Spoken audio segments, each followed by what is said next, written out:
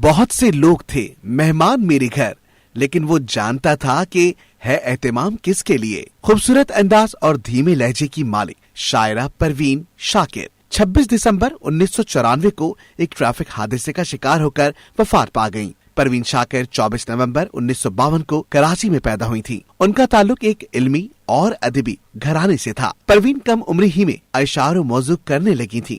وہ کہیں بھی گیا لوٹا تو میرے پاس آیا، بس یہی بات ہے اچھی میرے ہر جائی کی۔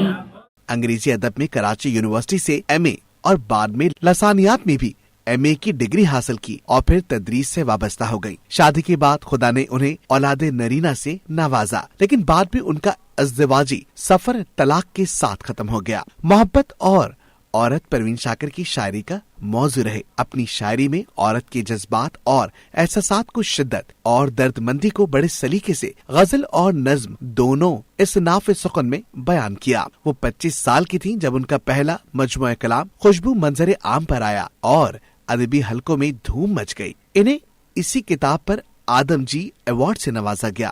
ممکنہ فیصلوں میں ایک ہجر کا فیصلہ بھی تھا۔ ہم نے تو ایک بات کی، اس نے کمال کر دیا۔